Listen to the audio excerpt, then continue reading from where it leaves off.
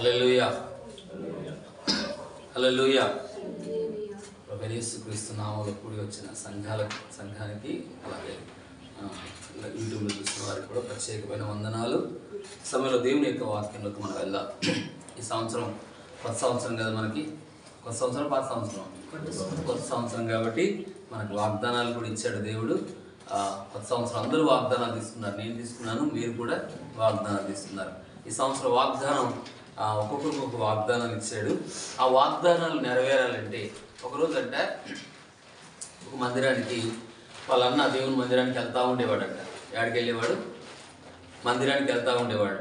మందిరానికి వెళ్తూ ఉంటే ఆ మందిరానికి వెళ్తున్నప్పుడు వాళ్ళన్న చర్చికి రా అని చాలా రోజుల నుంచి బతిమాలుతామని బలవంతం చేస్తూ ఉన్నాడంట. రామని బతిమాలు చేస్తుంటే వాళ్ళన్న బాధపడలేక మందిరానికి ఒకరోజు వెళ్ళాడు. అది కొత్త సంవత్సరం 31వ తారీఖు. ఈ సంవత్సరం వాగ్దానాలు కూడా ఉంటాయిరా, 31వ తారీఖు కూడా వాగ్దానాలు ఉంటాయి, నువ్వు రా అని వాళ్ళన్న బలవంతంగా ఎన్ని చర్చికి తీసుకొని వెళ్ళాడు. చర్చికి తీసుకొని వెళ్తే ఇంకా వాళ్ళన్నను చూసి సరే వెళ్దాంలే, మనం ఏం పాటించాం కదా అన్నట్టుగా వెళ్ళాడు. ఏది విన్నాడో కాస్త ఫస్ట్ రోజు కాబట్టి ఆయనకి ఏం అర్థం కాలేదు. తర్వాత ఆ వాక్యము తర్వాత వాగ్దానాలు అందరూ తీసుకున్నారు. ఆయనకు ఒక వాగ్దానం వచ్చింది. ఆయన కూడా అందరు తీసుకున్నట్టే ఆయన కూడా వాగ్దానం తీసుకున్నాడు.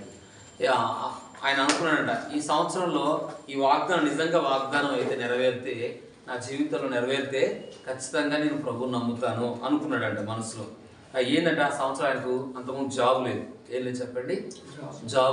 జాబ్ లేదు కాబట్టి ఆ జాబ్ కానీ వస్తే ఒక వారం లోపే నేను అనుకున్న జాబ్ వస్తే ఖచ్చితంగా యేసుప్రభువుని నమ్ముతాను అనుకున్నాడంట. ఎప్పుడైతే యేసుప్రభువుని నమ్ముకుంటానో అనుకున్నాడో ఆ వెంటనే వాగ్దానం వచ్చింది. ఆ వాగ్దానం వచ్చిన కొద్ది వారం లోపే ఆయనకి ఆ వాగ్దానము నెరవేర్చాడు. వాగ్దానం ఏం చేశాడు? నెరవేర్చాడు. ఎప్పుడైతే జాబ్ వచ్చిందో వెంటనే తను ఆశ్చర్యపడ్డాడంటే, నేను ఇన్ని రోజులు ప్రయత్నం చేశాను, ఎన్నిసార్లు నేను ప్రయత్నం చేశాను, ఎంత ప్రయత్నం చేసినా నాకు జాబు రాలేదు. వాగ్దానం వచ్చింది, వాగ్దానం వచ్చిన అనుకున్నాను మనసులో, అలాగే దేవుడు ఏం చేశాడు? నాకు నెరవేర్చాడు. నేను ఎంత ప్రయత్నాలు చేసినా అవ్వలేదు అనుకున్నాడు. కాబట్టి కొన్నిసార్లు వాగ్దానం ఎలాగవుతుందంటే వెంటనే కొత్త వారికి ఏం చేస్తారు దేవుడు చెప్పండి? వాళ్ళు నమ్మడానికి, ప్రభువును వెంబడించడానికి కూడా కొన్నిసార్లు వెంటనే వాగ్దానము నెరవేరుస్తాడు. కొన్నిసార్లు పాత వారికి ఏం చేస్తాడో చూద్దాం. చూడండి. ఎబ్రీయులకు రాసిన పత్రిక 6వ అధ్యాయం 11వ వచనం మనం చూద్దాం. ఎబ్రీయులకు రాసిన పత్రిక 6వ అధ్యాయం 11వ వచనం.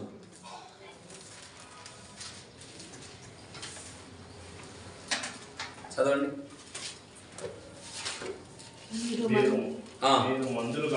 మందులు కాక విశ్వాసము చేతను ఓర్పు చేతను వాగ్దానములను స్వతంత్రించుకొను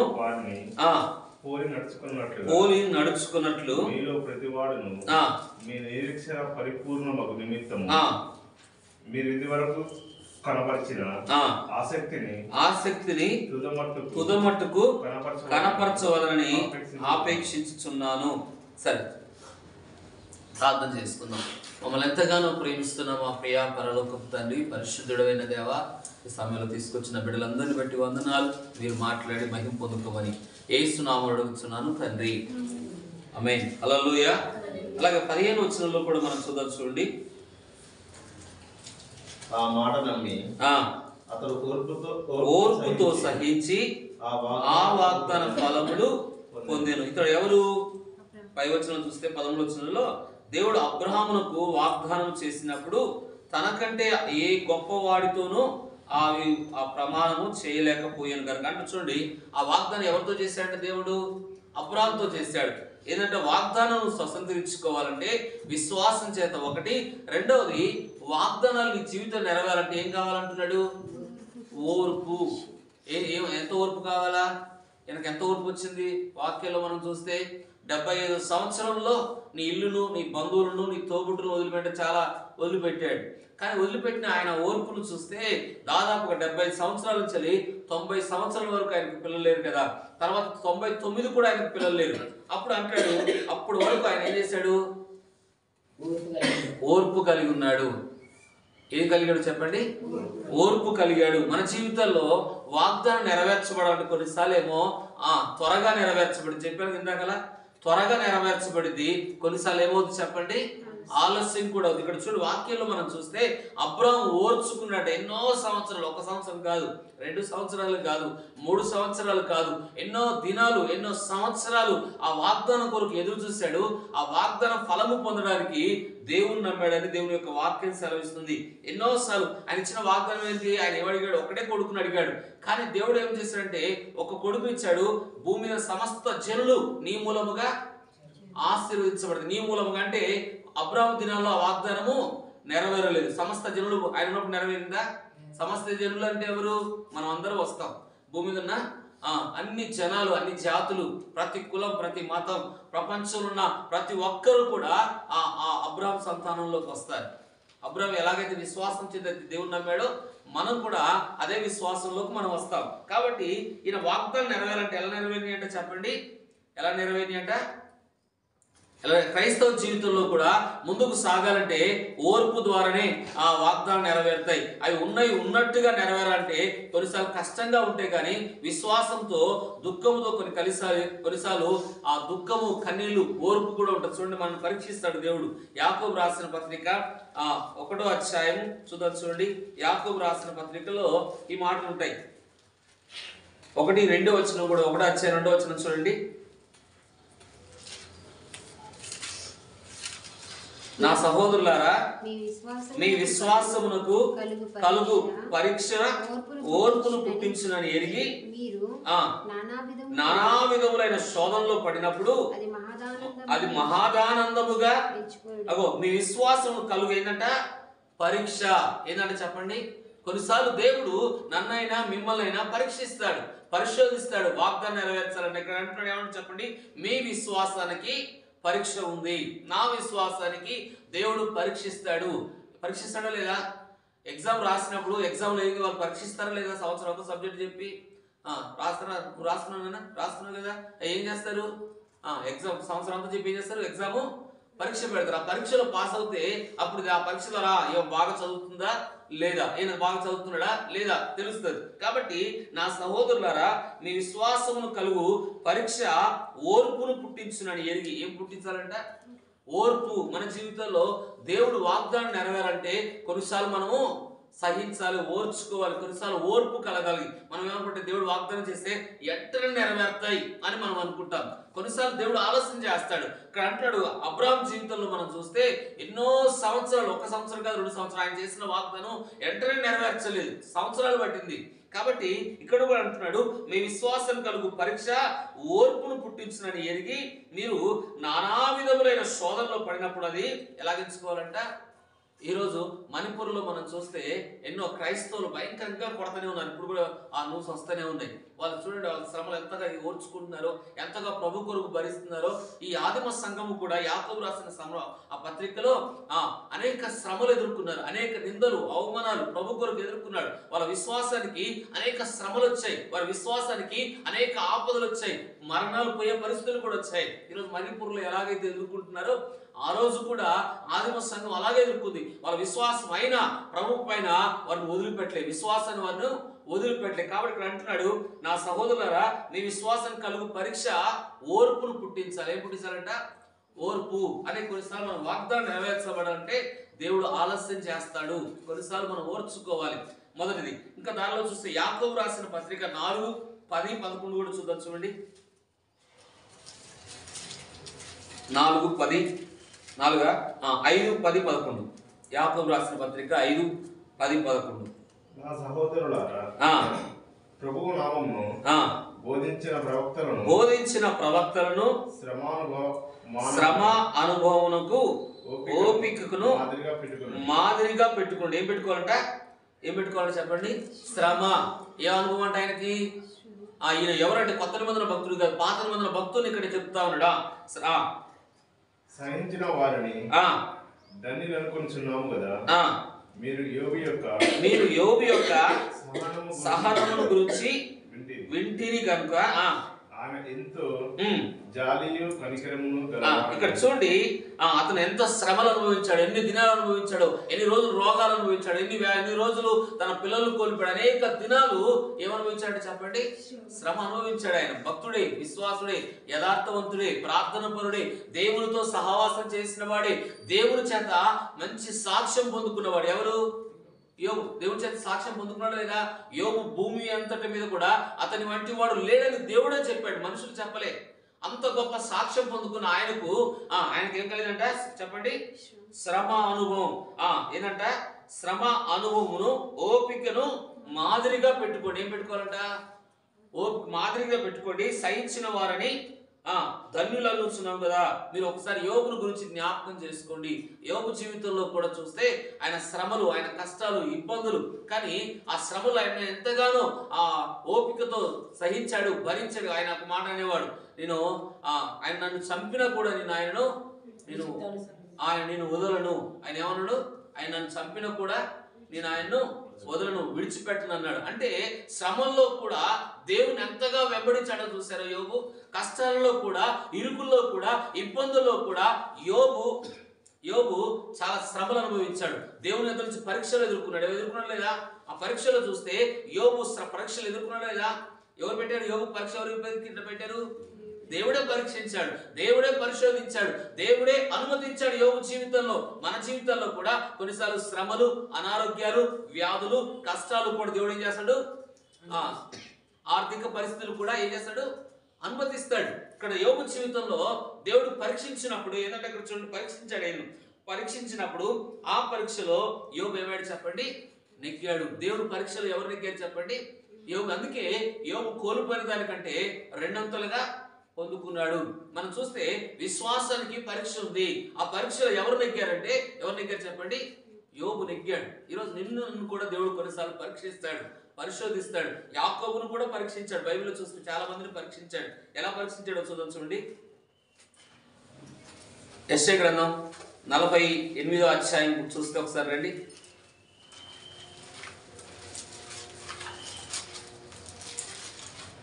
48వ అధ్యాయం 9వ వచనం. నేను నిన్ను నిర్మూలన చేయకున్నట్లు నా నామమును బట్టి నా కోపమును మానుకొనుచున్నాను, నా కీర్తిని నీ విషయంలో బిగబట్టుకొనుచున్నాను. పుటము వేసి తిని వెండిని వేసినట్లు కాదు, ఇబ్బంది కొలమిలో నిన్ను పరీక్షించాను. ఎలా కొలమిలో పరీక్షించాడంట? ఒక పరీక్ష ఏమో యోబును పరీక్షించాడు దేవుడు. శ్రమలలో అనేక కోల్పోయి, అన్ని నష్టపోయి కూడా, ఇబ్బందుల శ్రమలో కూడా ఆయన ఏం చేశాడు? పరీక్షించాడు. రెండో యాకోబు అంటున్నాడు, ఏమంటు చెప్పండి? ఎలాగంట? నేను పుటము వేసింది వెండిని వేసినట్లు కాదు, ఇబ్బందులు అనే కొలమిలో నిన్ను పరీక్షించాడు. యోబును, అలాగే అబ్రాహామును కూడా దేవుడు పరీక్షించాడు. అబ్రాహాము జీవితంలో వాగ్దానం ఎలాగంటే అనేక సార్లు ఓర్చుకున్నాడు, ఓర్పు కలిగాడు, సహనము కలిగాడు. ఆ ఓర్పు సహనం కలగడే కాకుండా దేవుడు ఆయన పరీక్షలో ఎవరు నెగ్గారు చెప్పండి? అబ్రాహాము కూడా నెగ్గాడు. మొదటి మాట, విశ్వాసము చేతన, ఓర్పు చేతనే వాగ్దానాలు స్వతంత్రించుకుంటావు. నీ జీవితంలో వాగ్దానం నెరవేరాలంటే, వాగ్దానం నీ జీవితంలో దేవుడు కార్యాలు జరగాలంటే ఏం చేయాలి చెప్పండి? ఏం కావాలి మనకి? ఓర్పు. మొదటి మాట. రెండవ మాట, వాగ్దానాలు దేవుడికి జ్ఞాపకం చేయాలి. దేవుడు మన జీవితంలో చేసిన వాగ్దానాలు ఏం చేయాలా? జ్ఞాపకం చేసుకోవాలి. రెండో మాట చూడండి. ఆదికాండం 32వ అధ్యాయం. ఆదికాండము 32వ అధ్యాయంలో మనం చూస్తే దేవుడు చేసిన వాగ్దానాలు ఆయన జ్ఞాపకం చేస్తున్నాడు భక్తుడు. చూద్దాం. 32వ అధ్యాయం 9వ వచనం చదవండి.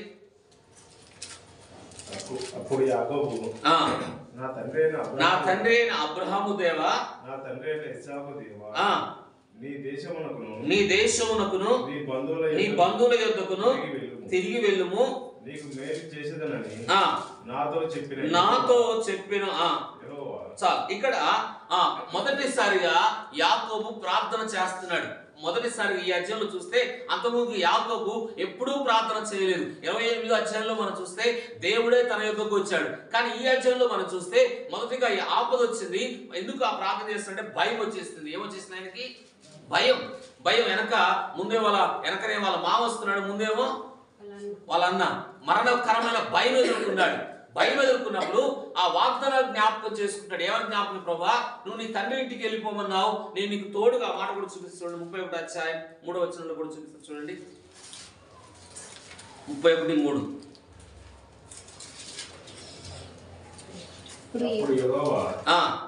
నీ పితరుల దేశమునకు నీ బంధువుల యొద్దకు తిరిగి వెళ్ళుము, నేను నీకు తోడై ఉండేదనని యాకోబుతో చెప్పక. తన మావింటికాడు ఉన్నాడు, 1 సంవత్సరం కాదు 20 సంవత్సరాలు ఉన్నాడు. 20 సంవత్సరాలు అయ్యాక దేవుడు డైరెక్ట్ గా మాట్లాడుతున్నాడు. ఎక్కడికి వెళ్ళు?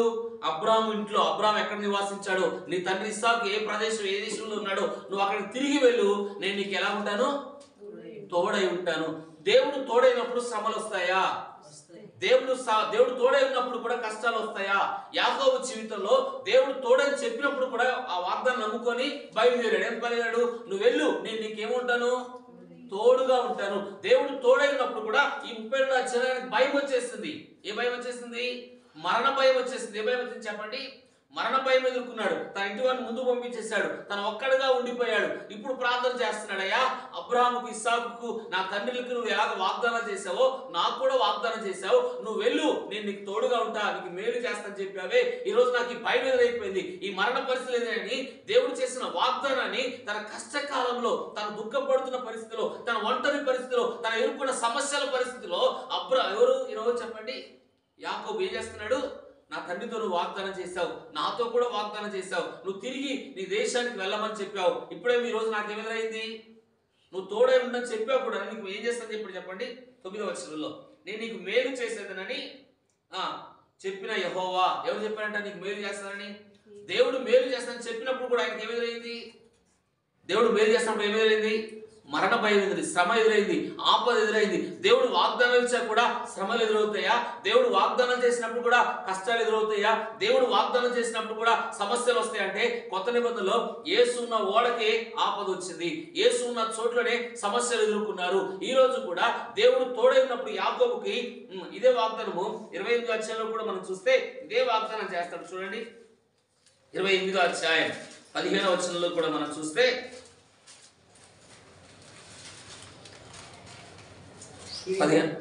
ఆదికాండం 28:15 ఇదిగో నీకు తోడై ఉండి నువ్వు వెళ్ళే ప్రతి స్థలమందు నేను కాపాడుచు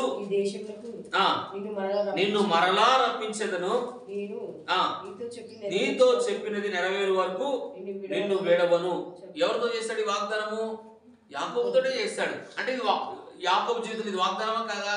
నువ్వు వెళ్ళే ప్రతి స్థలంలో నేను ఏం చేస్తాను? కాపాడుతాను. మన జీవితాల వాగ్దానాలు కొన్నిసార్లు నెరవేరకపోయినా ఈరోజు మనం కాపాడబడుతున్నాం. కొత్త సంవత్సరంలోకి వచ్చాము లేదా? నేను మా కిరణ్ ఏంటంటే స్టేటస్లో పెట్టాడు జనవరి 1 ఈరోజు నేను మన రాత్రి మాట్లాడుతుంటే ఆ జనవరి 1 రోడ్డు మీద వెళ్తూ ఉంటేనే అతని స్నేహితులు ఎవరో వాళ్ళ అమ్మగారు వాళ్ళందరూ కారులో వెళ్తున్నారు, భయంకరమైన యాక్సిడెంట్ చనిపోయింది, ఆ ఇంట్లో ఉన్నారు అందరూ చనిపోయారు, నేను ఒక్కడే బతికాడు యాక్సిడెంట్లో. నేను రాత్రి స్టేటస్ చూశాను. అంటే ఇంట్లో వారందరూ ఏమైపోయారు? యాక్సిడెంట్లో చనిపోయారు, ఒక్కడే బతికాడు. ఇన్ని మనం రోజు వెళ్తున్న ప్రయాణంలో కానీ మార్గాల్లో కానీ అనేక పరిస్థితులు ఏమవుతుంది చెప్పండి? అపాయాలు జరుగుతున్నాయి, ప్రమాదాలు జరుగుతున్నాయి. కానీ ఈ సంవత్సరం మనం చేసిన వాగ్దానం కొన్ని ఆలస్యం అవుతున్నా మనం కాపాడబడుతున్నాం. ఈరోజు మనం బతుకున్నామంటే ఆయన కాపుదల. హల్లెలూయా. అంటున్నాడు యాకోబుతో కూడా అంటున్నాడు, నువ్వు వెళ్ళే ప్రతి స్థలంలో నేనేం చేస్తాను? కాపాడుతాను. కాపాడమే కాదు ఈ దేశానికి మరలా తీసుకొస్తాను అని వాగ్దానం చేసి 20 సంవత్సరాలు అయింది. ఇప్పుడు 31 అధ్యాయం మళ్ళా దేవుడు మాట్లాడితే మళ్ళా బయలుదేరాడు, తన ప్రయాణం సాగించాడు. మన జీవితంలో కూడా అబ్రాహాముతో ఎవరితోడు వెళ్తాడు? ఇశ్రాయేలు జనాంగం ఐగుప్తులో ఉన్నప్పుడు మీరు ఎక్కడికి వెళ్ళాలా? కానా దేశానికి వెళ్ళాలని లేదా? బోధుడు 3వ అధ్యాయం నిర్గమకాండలో చెప్తాడు, నేను దిగి వచ్చాను వాళ్ళ శ్రమ వాళ్ళ కష్టం బాధ చూసినప్పుడు నిర్గమకాండం 3వ అధ్యాయంలో మిమ్మల్ని కానా దేశం నడిపించడానికి నేను దిగి వచ్చాను అంటాడు. ఐగుప్తు చెర నుంచి విడిపించడానికి వచ్చాను అంటాడు. కానీ ఆ కానా మార్గంలో ఐగుప్తును విడిచిపెట్టాక వారి జీవితంలో ఎన్నో శ్రమలు ఎదుర్కొన్నాడు లేదా? కానీ వారితో ఎవరున్నారు? దేవుడు ఉన్నాడా లేదా? ఆకలి దప్పులు వచ్చినాయి, నీరు వచ్చింది, శ్రమలు వచ్చినాయి, మారానుభవాలు ఎదురయ్యాయి, అలాగే శత్రువు ఎదురయ్యాడు, ఎన్నో భయాలు ఎదురైనాయి వారి జీవితాల్లో. అయినా కూడా వారితో ఎవరున్నారు? దేవుడు చేసిన వాగ్దానం ఖచ్చితంగా నెరవేరుద్ది. మనం కొన్నిసార్లు దేవుడు చేసిన వాగ్దానం కొన్నిసార్లు ఇబ్బందులుగానే ఉంటాయి, కానీ అది ఖచ్చితంగా దేవుడు మనతో ఉన్నాడు. ఇక్కడ అంటున్నాడు యాకోబుతో, నేను నీతో ఉన్నాను అంటున్నాడు. కానీ యాకోబు అంటున్నాడయ్యా, నువ్వు నాతో వాగ్దానం చేశావు, నాకు ఎదురైన సమస్య ఏంటిది, నాకు ఎదురైన ఈ భయం ఏంటిది, నాకు ఎదురైన ఈ కష్టం ఏంటని తను ప్రార్థన చేస్తున్నాడు. దేవుడు చేసిన వాగ్దానాలు ఎక్కడ జ్ఞాపకం చేస్తున్నాడు? ఎక్కడ జ్ఞాపకం చెప్పండి? ప్రార్థనలో జ్ఞాపకం చేస్తున్నాడు. హల్లెలూయా. నీ జీవితంలో ప్రార్థనలో జ్ఞాపకం చేయాలని వద్దా? దేవుడికి ఏ వాగ్దానాలు చేశాడో, దేవుడు ఏ కార్యాలు చేయబోతున్నాడో అవి ప్రార్థనలో జ్ఞాపకం చేయాలని వద్దా? వాగ్దానాలు ఇక్కడ వాగ్దానం యాకోబు ప్రార్థనలో జ్ఞాపకం చేస్తున్నాడు. ప్రభా, నాకు వచ్చిన శ్రమ ఇది, నాకు వచ్చిన ఆపద ఇది, నాకు వచ్చిన సమస్యలు ఇవి, ఈ ఆపదల నుంచి తప్పించబడాలంటే నాకు నువ్వు వాగ్దానం చేశావు, నేను నీతో కూడా ఉంటానని చెప్పావు అని యాకోబు ప్రార్థన చేస్తున్నాడు. ప్రార్థన చేస్తున్న యాకోబు 32 అధ్యాయాన్ని మనం చూడొచ్చు. కాబట్టి నీ జీవితం రెండో మాట ఏం చెప్తున్నానంటే, చేసిన వాగ్దానాలు ఖచ్చితంగా నెరవేరుస్తాడు. యాకోబు జీవితంలో వాగ్దానం చేశాడు, నెరవేర్చాడు లేదా? తనకు వచ్చిన ఆపద వచ్చింది, మరణం వచ్చింది, భయం వచ్చింది, కానీ ఆ మరణం రావడానికి కారణం కూడా తన తప్పిదమే. ఎవరు తప్పిదమో చెప్పండి? అది ఎవరు తప్పిదము? యాకోబు తప్పిదమే. యాకోబులో కదా? యాకోబు తప్పిదమే. యాకోబుకు వచ్చిన తప్పిదమే ఎవరి జీవితంలో వచ్చిన శ్రమ. కొన్నిసార్లు మనం చేసే తప్పిదాలు, మనం చేసే పొరపాట్లు బట్టి కూడా ఏమొస్తాయి? ఆపదలు వస్తాయి. యాకోబు ఆ దేవుడు తీసుకొచ్చిన భయం కాదు, దేవుడు తీసుకొచ్చిన మరణ భయం కాదు. యాకోబు 20 సంవత్సరాల క్రితం తన అన్నతో చేసిన ఆ తప్పిదానికి ఇప్పుడు ఎదుర్కొంటున్నాడు శ్రమ. అవునా కదా? మనం చేసే తప్పిదాలు కొన్నిసార్లు మరణ భయం ఎదుర్కొంటాం. కొన్నిసార్లు మనం చేసే పొరపాట్లు, దేవుడు ఎందుకు ఈ కష్టాలు నుంచి పెట్టాడు, దేవుడు ఎందుకు ఈ ఆపదలు నుంచి పెట్టాడు, దేవుడు ఎందుకు ఈ మరణ పరిస్థితి తీసుకొచ్చి పెట్టాడు, దేవుడే ఈ కష్టం రావడానికి గల కారణం ఏంటని మనం కూడా కొన్నిసార్లు దేవుడు ప్రశ్న వేస్తాం. ఎందుకు ప్రభా నాకు ఇంత కష్టాలు పెడుతున్నావు, దేవా ఎందుకు నాకు ఇబ్బందులు పెడుతున్నావు, ఎందుకు నాకు ఈ సమస్యలు పెడుతున్నావు అని దేవుడి మీద కూడా కొన్నిసార్లు మనం అడుగుతాం. దేవుడు కూడా అంటుంటాం, యాకోబుకు ఇతనికి శ్రమ రావడం గల కారణం ఎవరు చెప్పండి? అతనే, ఇంకెవరు కాదు.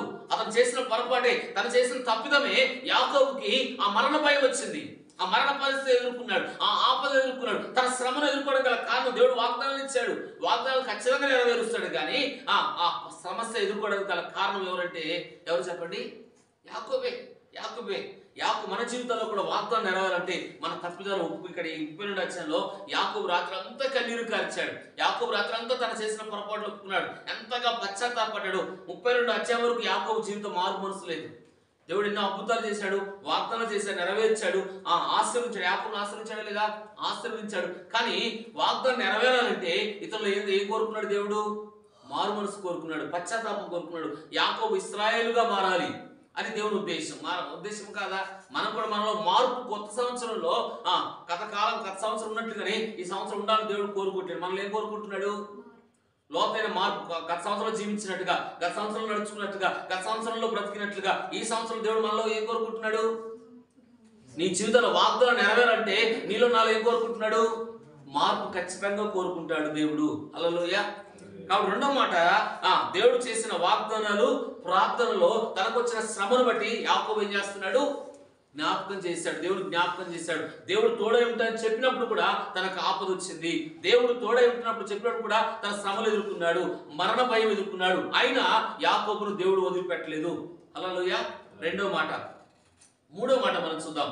ఆదికాండం దేవుడు చెప్పినట్లు వింటేనే వాగ్దానాలు నెరవేరుతాయి. ఎవరు చెప్పినట్టు వింటే? మొదటి మాట ఏం చూస్తామంటే, వాగ్దానం నెరవేరాలంటే ఏం కావాలా? ఓర్పు కావాలి. ఏం కావాలా?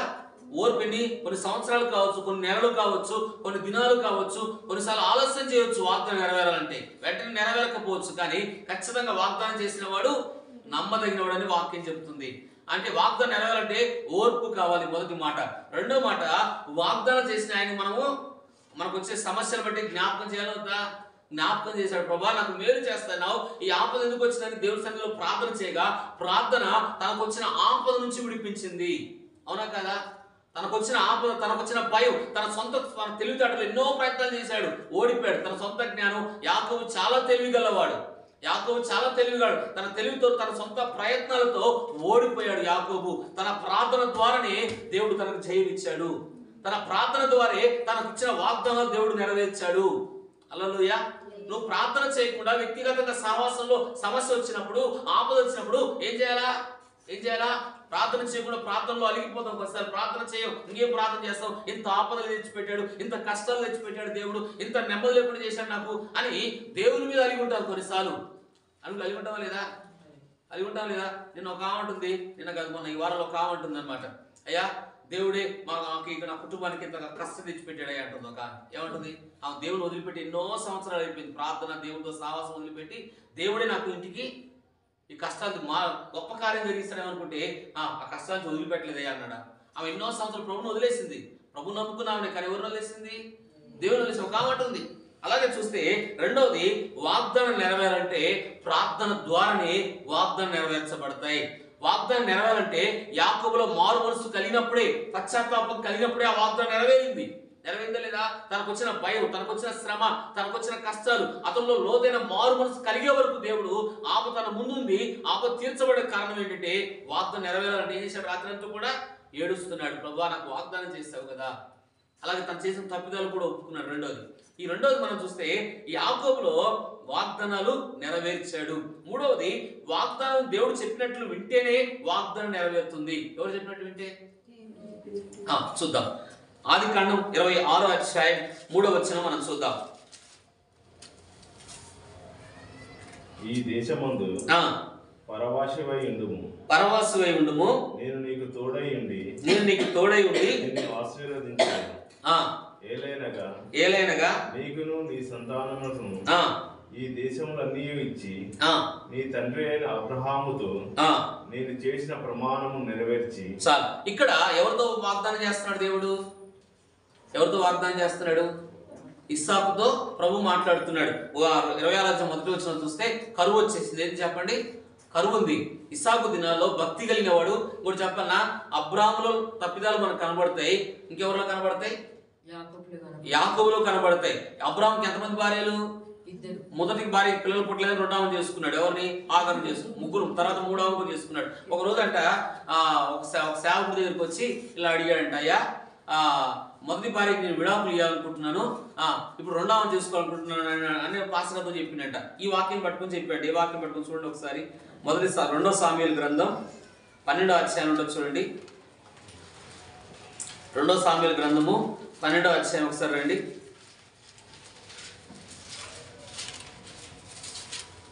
11వ వచనం. నా మాట ఆలకించుము, యెహోవానగు నేను సెలవిచ్చినదేమనగా, నీ ఇంటి వారి మూలముననే నేను నీకు అపాయం పుట్టింతును. అది కాదు, నీకు ఇంకా కావాలంటే నీకు భార్యను ఇస్తాను అంటాడు. చూడమాట, నీ భార్యను తీసి నీ చేరున వారికి అప్పగించాను. అది కూడా కాదమ్మా. నీకు భార్య కావాలంటే నేను ఇస్తాను కదా, నువ్వు ఎందుకు వేరే వారిని భార్యను తెచ్చుకున్నావు అంటాడు.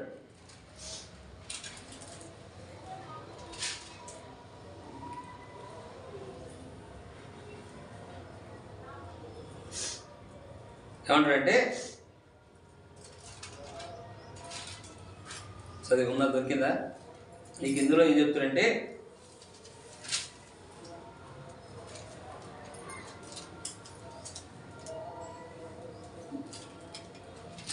ఇందులోనే దావీదు ఏమంటాడంటే, దేవుడు ఏమంటాడంటే, నీకు పొరుగువాని భార్యను తెచ్చుకున్నావు, ఊరియా భార్యను తెచ్చుకున్నావు. ఊరియా భార్య తెచ్చుకోవడం కావాలంటే నీకు వేరే స్త్రీలను నేను నీకు ఇద్దును కదా అంటాడు. దేవుడు అంటాడు ఈ మాట. ఆ మాటను పట్టుకొని ఈ మాట అన్నాడుగా దేవుడు. ఏమన్నాడు? ఇంకో భార్యను ఇస్తాడు కదా, నేను ఇప్పుడు ఈ భార్యను విడాకులు ఇచ్చేసి ఇంకో భార్యను చేసుకుంటానంట. ఎన్నో వాక్యాలు చూపించాడు నా మనిషికి ఆ పాస్టర్ గారు. చాలా వాక్య పాత నిబంధనలు అయితే చేసుకోవడం ఉంది, కానీ కొత్త నిబంధనలు మాత్రం దేవుడు ఇచ్చిన భార్యతోటే సంసారం చేయాలి అని చాలా వాక్యాలు చెప్పాడంట. ఇందులోనే దేవుడు అంటాడు, ఈ వచనాలు నేను కరెక్ట్గా రిఫరెన్స్ కరెక్ట్గా చూడలేదు, ఉంటుంది. ఆ 5 వచనాలు చదువు. 9వ వచనం చదివితే సరే దొరికిందా?